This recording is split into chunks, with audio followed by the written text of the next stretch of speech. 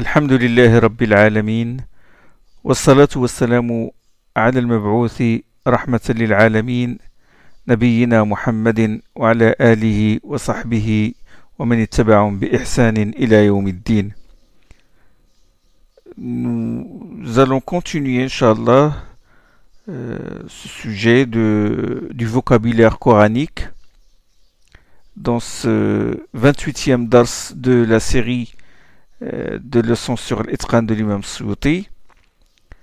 Et je dis que Suyuti, il a cité dans son Itqan deux chapitres en relation avec le chapitre qu'on a évoqué précédemment sur la syntaxe coranique.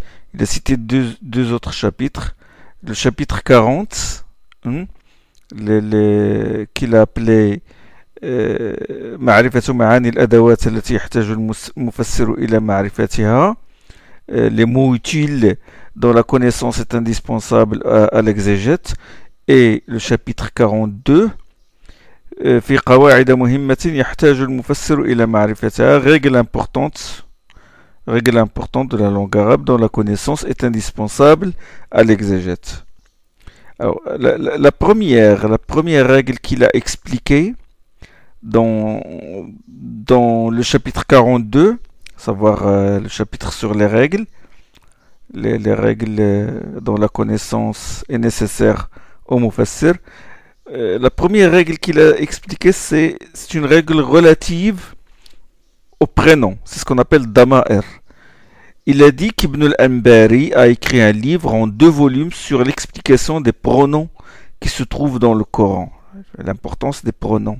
2 volumes consacrés aux pronoms. Puis il a dit que le but de l'emploi des pronoms, c'est la concision, l'ikhtisar. Sinon, si on répète les noms qu'indiquent les prénoms, ça va être long. Les phrases vont être longues. À la base, ce sont les pronoms affixes qui sont utilisés dans le Coran et dans la langue arabe en général. Et on ne recourt aux pronoms isolés que lorsque c'est nécessaire. Les pronoms affixes comme hum, hunna, huma, hu, comme kum, kunna, kuma, na, comme kitabuna, le na c'est un pronom. Ni, ou il y a tout simplement kitabi. Ce sont les pronoms affixes, ils sont attachés au nom ou au verbe. Les pronoms isolés de dama'ir al-munfasila, c'est comme iyaka, huma, hiya, huwa peuvent être, huma peut être affixe ou un pronom isolé. Antum aussi, c'est un pronom isolé. Nahnu, anta, ana, etc. On les appelle les pronoms isolés. Et on ne peut bien sûr utiliser les pronoms isolés qu'en cas de nécessité, comme par exemple dans la sourate al-Fatiha, Iyaka na'budu. Iyaka na'budu. Iyaka, c'est un pronom personnel isolé qui désigne qui désigne Allah subhanahu wa ta'ala. Allah subhanahu wa ta'ala, il a mis le complément avant le verbe pour la restriction, c'est-à-dire que nous devons adorer qu'Allah subhanahu wa ta'ala. Il a mis, c'est un complément préposé. D'accord? Iyaka, c'est un complément, c'est un damir, c'est un pronom isolé qui remplace un complément d'objet direct qui désigne Allah subhanahu wa ta'ala. Et na'budu, c'est un fi'l mudari', adorant. Un fi'l mudari', c'est un verbe, d'accord, au présent, et مرفوع بالضم الظاهر على آخره. اللي مرفوع اللي هو ك إلا لا ضمها صفة. إياك نعبد. Donc là, le pronom il est isolé. Un autre exemple, وقضى ربك ألا تعبدوا إلا إياه. وقضى ربك ألا تعبدوا إلا إياه. Allah a décrété, a décidé que vous n'adoriez que lui, D'accord? Et puis il y a l'exception, la particule d'exception qui est illa, et puis iyah qui est un damir, qui est un pronom isolé. Sinon, sans cette exception, on dit ta'budouh. Mais là, la particule est séparée entre le verbe et le pronom. Et parmi les règles relatives au pronom, c'est que le pronom il renvoie à un antécédent, c'est-à-dire le nom ou les noms, la phrase qu'il désigne.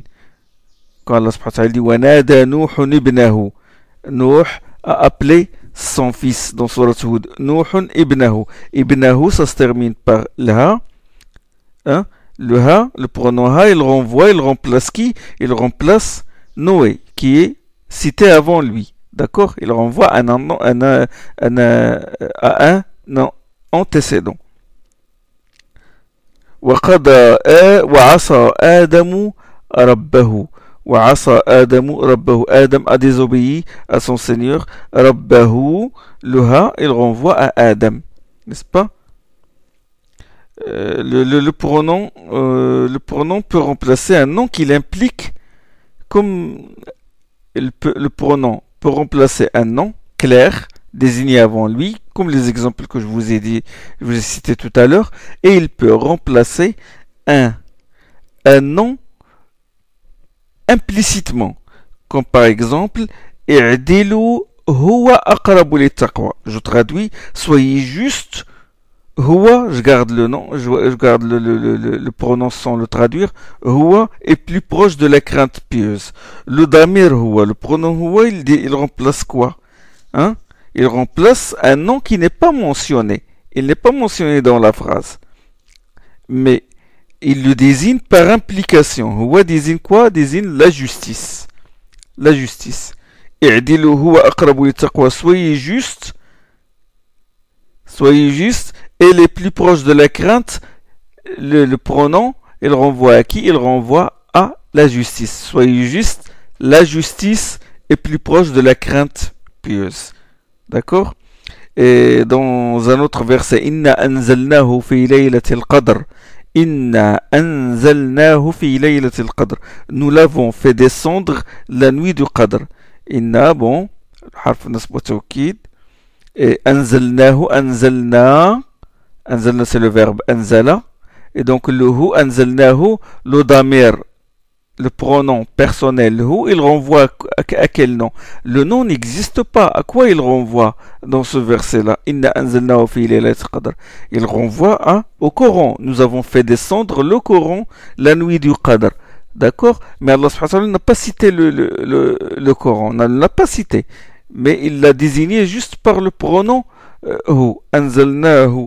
Là, c'est ce qu'on appelle yadullu alayhi bil iltizam. Le ha remplace le Coran par implication nécessaire. Mais parfois, le nom qu'il remplace par implication se trouve devant lui. Vous savez, normalement, le pronom, comme je vous ai dit tout à l'heure, le pronom renvoie à un antécédent, un nom qui est cité avant lui. Mais là, c'est l'inverse. L'inverse. Le nom qu'il désigne se trouve devant lui. فأوحى يقول الله سبحانه وتعالى فأوجس في نفسه خيفة موسى. Ça c'est dans Surat Taha. فأوجس في نفسه خيفة موسى. Il en conçut de la peur au fond de lui-même Moïse. Je traduis tout en respectant la structure de la phrase. Hein? Donc si on respectait l'ordre syntaxique de base, en langue arabe, la phrase serait Moussa awjasa fi nafsi khifa. Moïse conçut de la peur au fond de lui-même. N'est-ce pas? Avec le verbe, avec le sujet, le complément, le verbe, le sujet, puis le complément à la fin. D'accord? Mais là, c'est le nom auquel renvoie le pronom ha, nafsihi, hein, renvoie à un nom qui est devant lui alors que d'habitude il renvoie à un antécédent. Donc si nous voulons faire l'analyse syntaxique de ce verset pour nous repérer, bon, on va dire awjasa, bon, fi'al mad mabni ala al-fath, c'est un verbe au passé. Fi nafsihi, bon, fi nafsi jar wa majrour, la préposition avec son génitif, et nafsi majrour avec la kasra, et puis il y a le ha qui est le pronom, c'est un Ha est un modaf ilayh, il est annexé à nafsihi. D'accord? Donc, le ha qui est, ce ha là qui est attaché, c'est un damir muttasil, modaf ilayh, c'est un pronom affixe, complément de nafs. Et ce ha, il remplace quoi? Il remplace un nom qui ne le précède pas, mais qui se trouve à la fin de la phrase. Fi nafsihi, fi nafsihi. فأوجس في نفسه خيفة موسى. D'ailleurs, la préposition et le nom qui vient après, le nom, son génitif, في نفسي, il remplace, il est attaché, il est attaché à, il dépend de quoi? Il dépend d'un verbe. Nous avons parlé déjà de ça, le génitif, la préposition avec son génitif, ils dépendent d'un verbe ou d'un mot qui remplace ce verbe-là. Mais là, fi nafsihi, il dépend du verbe awjasa, ça veut dire concevoir de la peur. D'accord? Alors, fi nafsihi, fi nafsihi, nous en avons parlé. Qu'est-ce qui reste à analyser? Khifa. Khifatan. Khifa, c'est un complément. C'est un complément d'objet. Bon, مفعول به منصوب بالفتحة الظاهرة على آخره خيفة avec la fatha à la fin. Donc c'est un complément et c'est clair. Je termine le verset ou je termine la phrase فأوجس في نفسه خيفة موسى. Moussa c'est quoi? Moussa c'est un sujet. C'est un فاعل مرفوع بضمة المقدرة على آخره. C'est un فاعل مرفوع. C'est un sujet. Et c'est un sujet, normalement le sujet doit être avant le complément, mais là c'est un sujet post-posé. C'est un sujet qui est venu après le complément. D'accord? Il est venu après le complément. C'est un sujet qui porte... Normalement il doit porter une damma, mais puisqu'il y a le alif moussar, c'est un alif maqsoura qui se forme d'un ya, il est impossible de mettre la damma dessus, d'accord? Et c'est pour cela, bon, les mu'aribin, les spécialistes, les grammairiens, ils disent damma muqaddara ala akhirih mana'a min zuhuriha ta'azzur. C'est une damma sous-entendue à sa fin, mais qu'on ne peut pas la mettre vu la présence du alif maqsoura, du alif. Donc ça c'est un sujet post-posé, c'est-à-dire il est venu, le pronom ha, il renvoie à un nom ou au sujet Moïse qui est venu après lui. Et ça c'est court, on trouve beaucoup d'exemples dans le Coran de ce genre, comme dans Surat al-Baqarah, وَإِذِ ابْتَلَى إِبْرَاهِيمَ رَبُّهُ بِكَلِمَاتٍ وَإِذِ ابْتَلَى إِبْرَاهِيمَ رَبُّهُ بِكَلِمَاتٍ. وإذ ظرف لما مضى. ابتلى c'est un verbe. Ibrahima, lorsque si je traduis, lorsque le Seigneur a éprouvé Ibrahim par des prescriptions, lorsque Ibrahim fut éprouvé par son Seigneur, fut testé, éprouvé par son Seigneur. وإذ ابتلى فعل ماض. Ibrahima c'est un مفعول به, c'est un complément. Ibrahima, attention à l'erreur, parce que certains disent Ibrahim ou non, c'est faux. Ibrahima, c'est un complément, et puis Rabbuhu, c'est un fa'il mu'akhar, c'est un sujet post-posé, bikalimatin, c'est un jar ou majrour, la préposition avec son génitif. ولا يسأل عن ذنوبهم المجرمون dans surat al-Qasas. Allah subhanahu wa ta'ala dit ولا يسأل عن ذنوبهم المجرمون. Là, لهم ذنوبهم, c'est-à-dire le pronom affixe, il renvoie à un nom qui est venu après lui, c'est-à-dire al-mujrimoun. D'accord? ولا يسألوا, là c'est-à-dire que les coupables ne seront pas interrogés au sujet de leur péché. D'accord?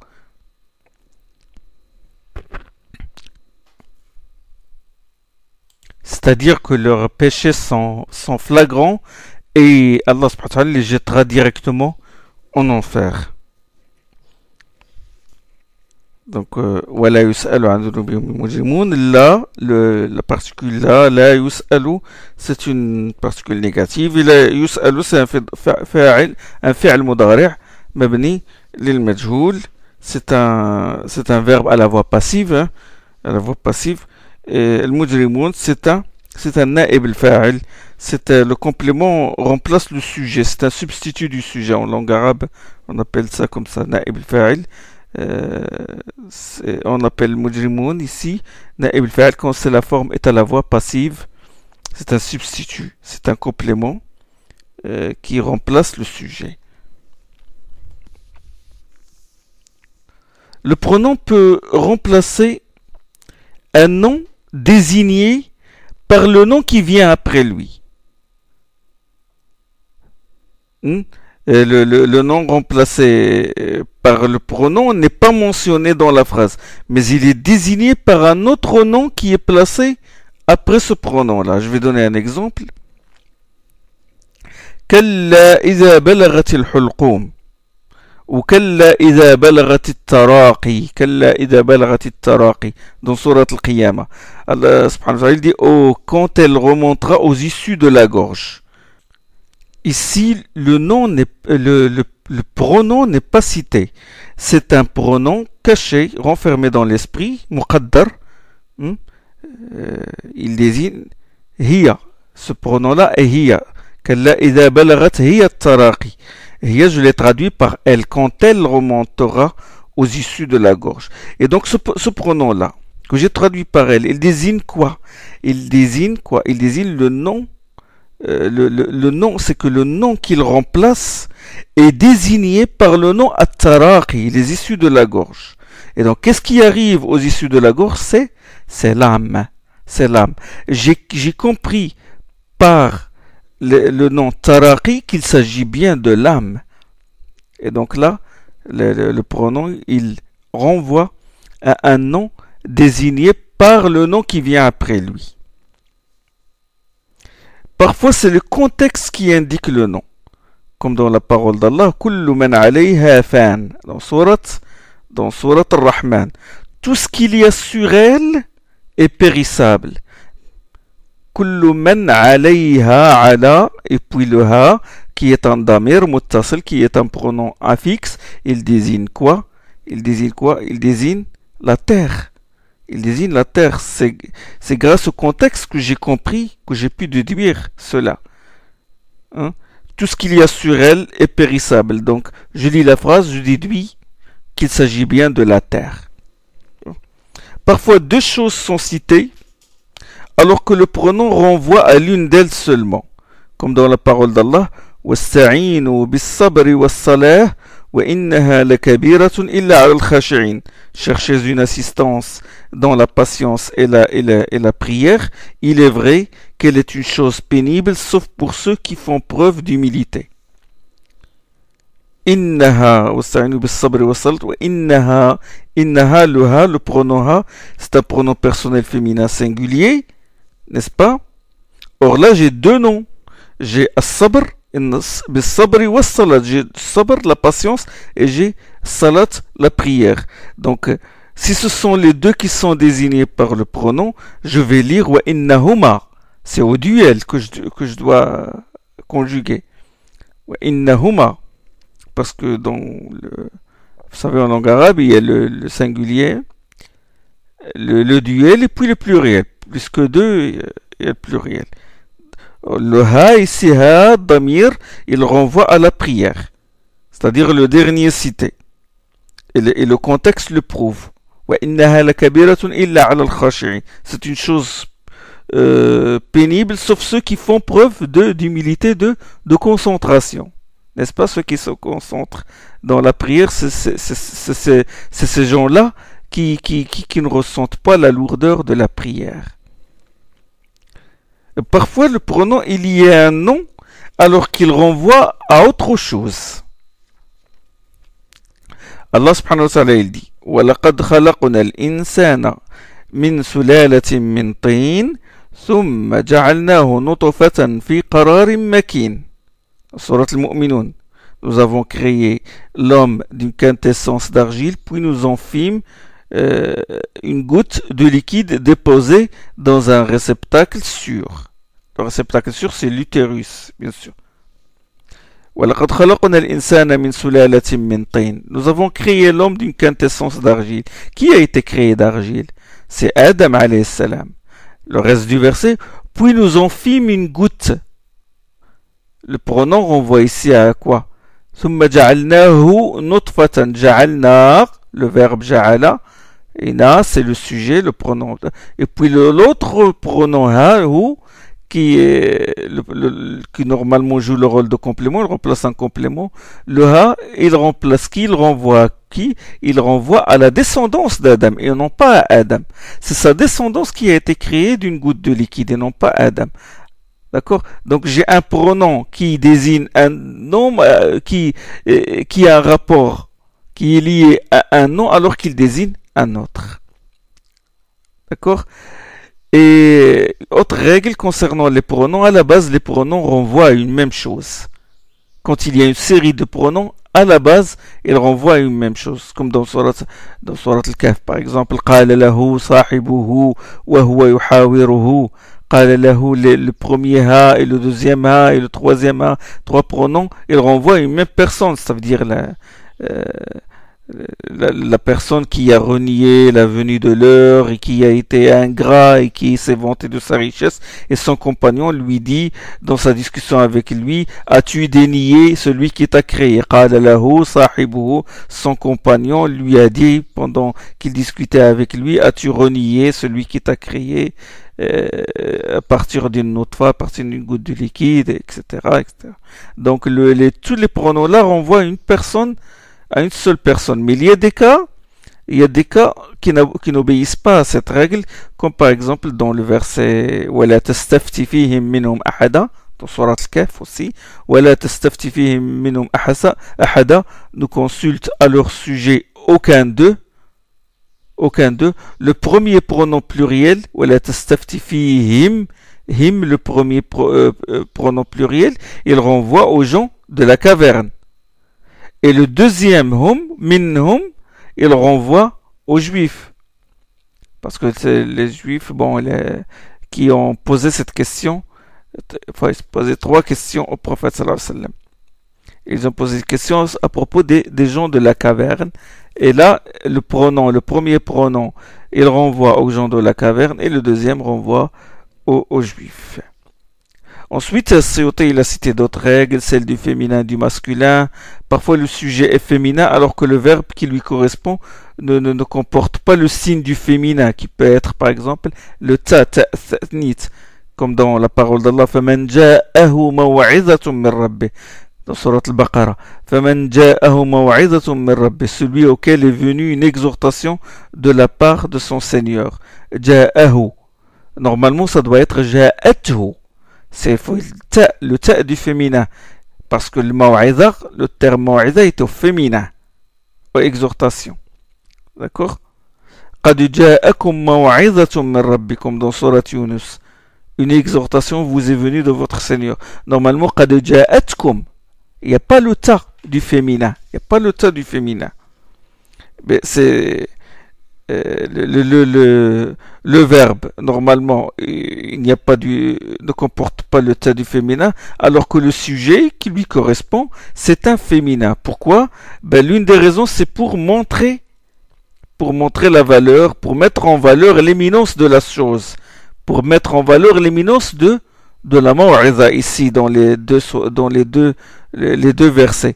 Dans le deuxième verset surat Yunus, قَدْ جَاءَكُمْ مَوْعِظَةٌ مِّن رَبِّكُمْ, la maw'iza ici c'est le Coran. Donc pour mettre en valeur, pour montrer l'importance du Coran, on a enlevé le ta du féminin et on a considéré le maw'iza comme un masculin pour montrer sa valeur. Et des exemples de ce genre sont nombreux. قَدْ جَاءَكُمْ بَيِّنَةٌ مِّن رَبِّكُمْ, قَدْ جَاءَكُمْ بَيِّنَةٌ مِّن رَبِّكُمْ, alors que normalement ça doit être قَدْ جَاءَتْكُمْ بَيِّنَةٌ, parce que بَيِّنَةٌ c'est un féminin. قَدْ كَانَ لَكُمْ آيَةٌ, alors قَدْ كَانَتْ لَكُمْ آيَةٌ, vous avez un signe dans ceci et cela. Ici, aya c'est au féminin, normalement ça doit être kanat, mais il n'y a pas le ta. C'est pour montrer que le terme aya, que ce signe, le signe est éminent. Hadha rahmatun min rabbi, dans un autre verset, dans la fin de Surat Al-Kahf, Dhul Qarnayn qui a dit Hadha rahmatun min rabbi. Celui-là est une miséricorde venant de mon Seigneur. Il n'a pas dit celle-là est une miséricorde. Il a dit celui-là. Il a désigné par le démonstratif masculin.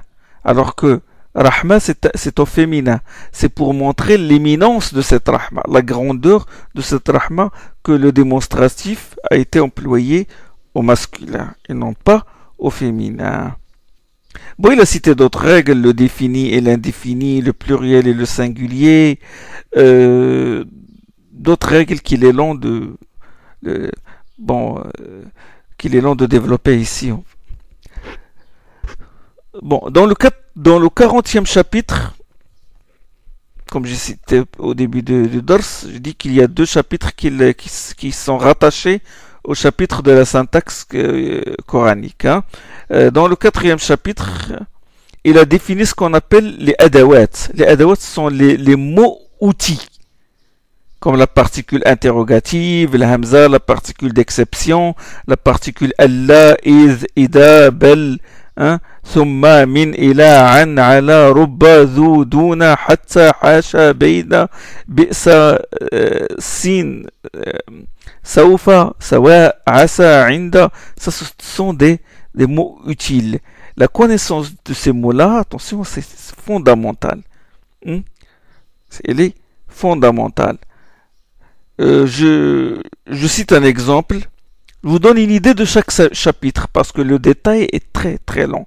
Surtout les mots utiles, ça c'est faut une série de doros rien que sur ces particules parce qu'ils sont déterminantes dans la compréhension du texte des versets coraniques. Alors je vais citer l'exemple de la particule de Ida. Lui, il a traité la particule de Ida. Il a dit il y a le cas où Ida exprime un événement inopiné, exprime la surprise. Fujaiya. Elle concerne spécifiquement cette particule Ida dans le cas où il exprime un événement inopiné. Elle concerne particulièrement les phrases nominales qui commencent par un nom. Ce n'est pas une conjonction de subordination où on distingue une phrase principale, une phrase subordonnée, ce qu'on appelle jawab. C'est comme le cas du shart de la condition. Si tu as fait, tu auras. Il y a la principale et la subordonnée. Non. Ida ici ne joue pas ce rôle-là. Et ce Ida-là, comme a dit Suyuti, il ne se place pas au début de la phrase. Et elle exprime le déroulement de l'action et non le futur. Je vais donner un exemple qui explique ce qu'il a dit à propos de Ida. Allah subhanahu wa ta'ala يقول فألقاها فإذا هي حية تسعى. فألقاها فإذا هي حية تسعى. فألقاها Moïse le jeta. Il jeta quoi? Il jeta le bâton. فإذا et voici que ce fut un serpent qui rampait. فإذا ici, c'est Ida, il a introduit la notion de surprise. Moïse jeta le bâton et voici que ce fut un serpent qui rampait. فإذا هي حية تسعى. Dans Surat Taha. Dans un autre verset, فَلَمَّا أَنْجَاهُمْ إِذَا هُمْ يَبْغُونَ فِي الْأَرْضِ بِغَيْرِ الْحَقِّ. Surat Yunus.